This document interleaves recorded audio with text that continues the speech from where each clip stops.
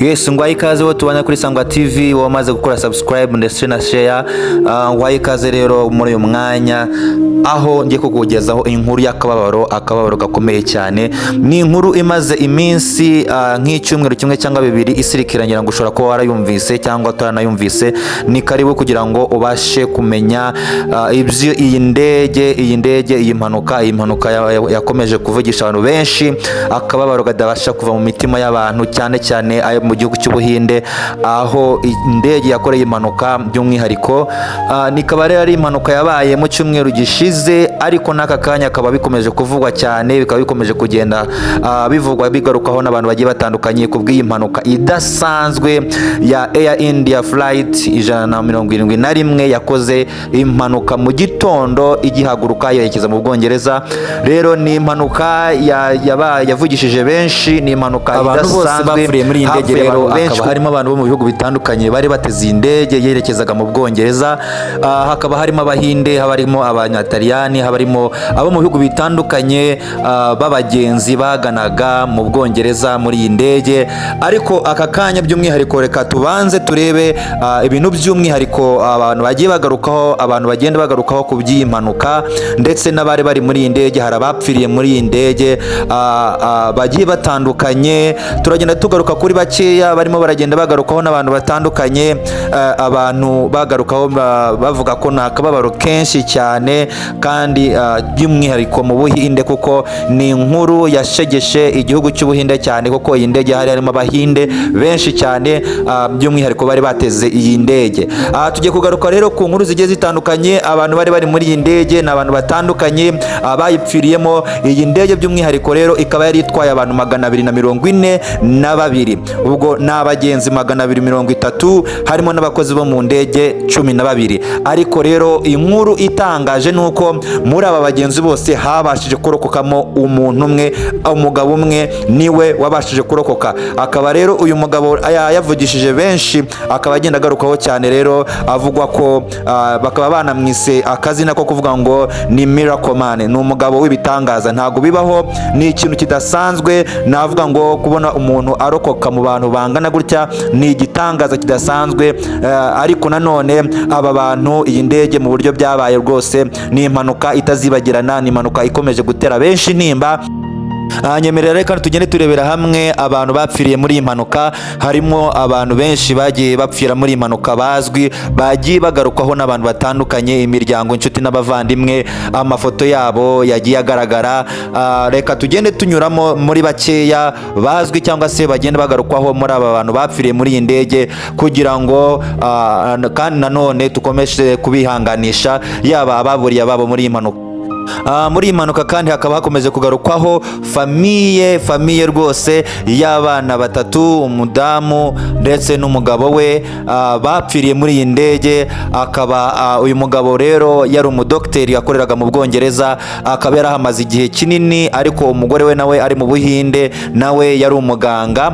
By'umwihariko rero uyu mugabo akaba yari yaraje mu Buhinde kugira ngo yimure umuryango, yaba ari umugore we n'abana batatu, kugira ngo bimukire mu Bwongereza. Rero ahangaha bari bafashe ifoto yabo ya nyuma. Ahangaha bari bakigera mu ndege, kwa kundi abantu bakigera mu ndege baravuga ngo reka dufate agafoto ka famiye twoherereze ba anti n'abandi bose bari mu Bwongereza, tubabwire yuko indege ihagurutse tugiye kuhagera. Ariko mu by'ukuri ibyari bigiye kuba bari batarabimenya. Mu by'ukuri aba bose rero bakaba batarabashije kurokoka iyi mpanuka, kuko muri abo 241 bitabye Imana muri iyi mpanuka nabo bakaba bari barimo. Rero uyu mugabo akaba yari yaraje mu Buhinde kugira ngo yimure umuryango rwose. Reka dukomeze kwihanganisha inshuti ndetse n'abavandimwe. Ni inkuru yagiye ishegesha benshi, ibabaza benshi, kuko iyi foto ngo ni ifoto ya nyuma bafashe bakigera mu ndege. Rero barayifotoye nk'umuryango,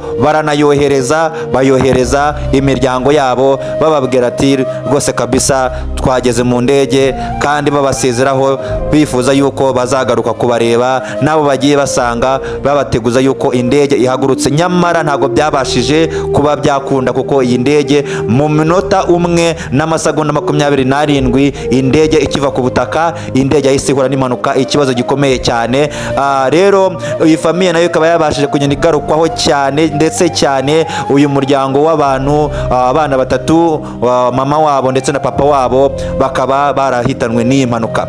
Reka unyemerere nongere turebere hamwe abandi bantu nabo batabashije kurokoka iyi mpanuka, ariko akaba ari abakobwa babiri bari baravuye mu Bwongereza, baraje gukorera anniversaire mama wabo, umukecuru wabo. Rero baravuze ngo reka tugende tujye mu Buhinde tumutungure, tumukorere anniversaire. Ubwo rero aba bakobwa bakaba barakoze impanuka nabo muri iyi ndege, batarabashije kuyirokoka, kubera yuko nyuma yuko anniversaire yari irangiye, bamaje gutungura mama wabo, bahise bongera burira iyi ndege, yahise ikora impanuka neza ku kibuga hafi aho ngaho. Muri icyo gitondo saa 1:37 iyo ndege akaba aribwo yakoze iyi mpanuka.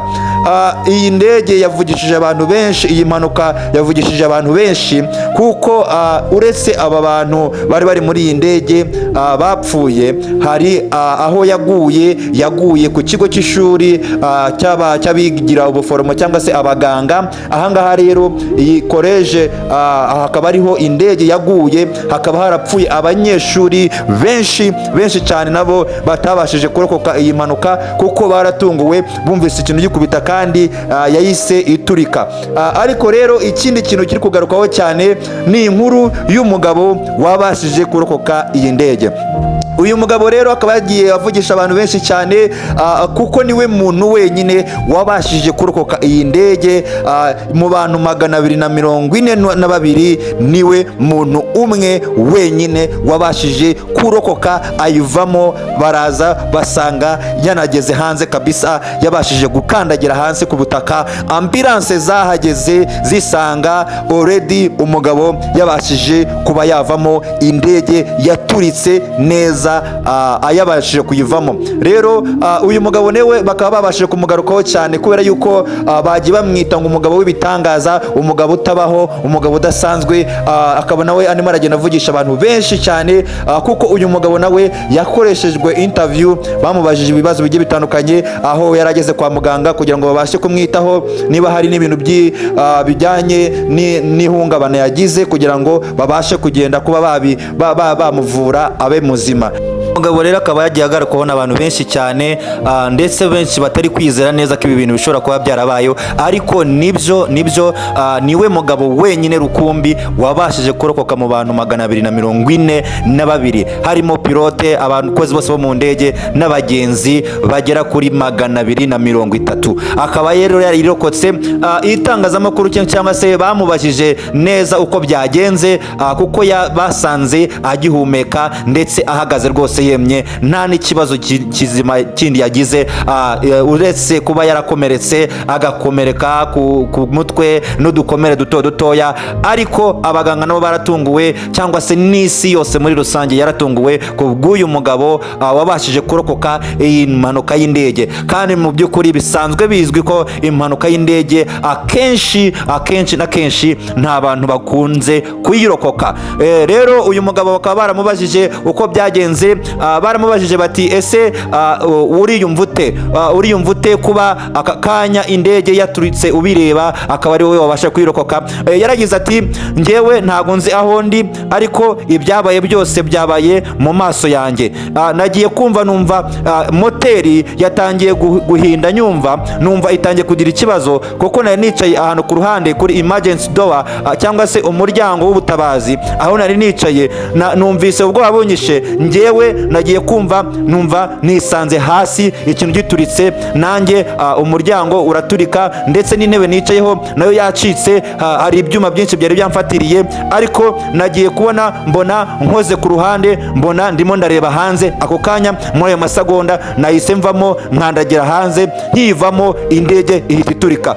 Nanjye ntago nabyizera yuko nkiri muzima, ndumva ubwenge bwanjye butaramera neza. Rero uyu mugabo akaba arimo aragenda avugisha abantu benshi cyane bitewe n'igitangaza Imana yamukoreye, ndetse nawe ntago arabyizera, ntabwo arashyira ubwenge ku gihe kugira ngo abashe kuba yagarura memoire neza y'ibintu byose byabaye, kuko nawe aracyafite icyo gishyika n'igihunga rw'ibintu byose byabaye.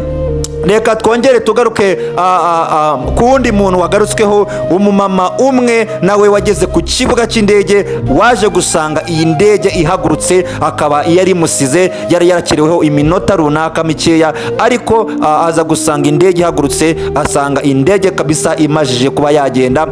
Ako kanya rero yabashije kuba yateza rwaserera aho ngaho ku kibuga kugira ngo bamureke abe yakwinjira mu ndege, kuko itike yiwe amasaha yararenzeho gatoya yagombaga kuba yakagezemo, ariko yahageze akererewe nk'uko indege zijya zisiga abantu mu buryo rusange. Hanyuma rero uyu mumama yari aho ngaho ku kibuga agerageza kuba yasaba imbabazi kugira ngo bamwemerere yinjiremo muri iyo minota indege itarahaguruka, ariko kuko amasaha yari yarangiye kandi mu ndege hakaba bagendera kuri gahunda, baramubwira bati wihangane uze kubokinga iyindi tike cyangwa se mu yindi saha, ariko umumama yanga kubyumva, akomeza guhatiriza cyane. Aho ngaho rero akiri guhatiriza muri iyo minota, kuko indege igihaguruka ku kibuga ako kanya yahise igenda ikora impanuka mu munota umwe n'amasegonda kabisa 27 gutyo, yakoze impanuka. Hanyuma indege iramanuka yikubita ku kigo cy'abanyeshuri bigaga b'abaganga.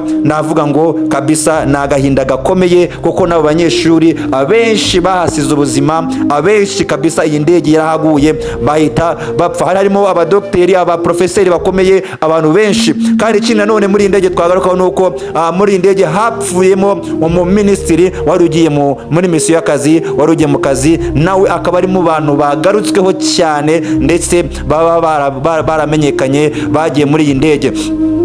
Izindi nkuru zagiye zivugwa kuri iyi ndege ni abagiye babura abantu babo batandukanye, ndetse hakaba harimo n'umwe umuvandimwe we yahamagaraga telefone ye igasona na nyuma y'iyi mpanuka, kandi yari arimo muri iyo ndege. Rero kubera ko abantu benshi bari barimo muri iyi ndege igiturika, abantu bose barahiye, byari bigoye kumenya ngo uyu muntu ninde, ni kanaka, n'iki, mbese byari byabaye ivu gusa. Ariko turakomeje kwihanganisha ababuriye ababo muri iyi mpanuka y'indege, buri muntu wese akomeze kubafata mu mugongo, kandi tubabwira ngo heza ni mu ijuru. Hanyuma tubabwira ngo kandi buri muntu wese ujye umenya yuko ntago ubwira uzi aho ugeze, ntago uzi ngo mu kanya haraba iki, baho mubane n'abantu bose neza amahoro, kugira ngo Imana yo mu ijuru izaguhereze iherezo ryiza. Ni Isangwa TV, uri kumwe na Shami, nakagaruka, kora subscribe na share. Ciao ciao.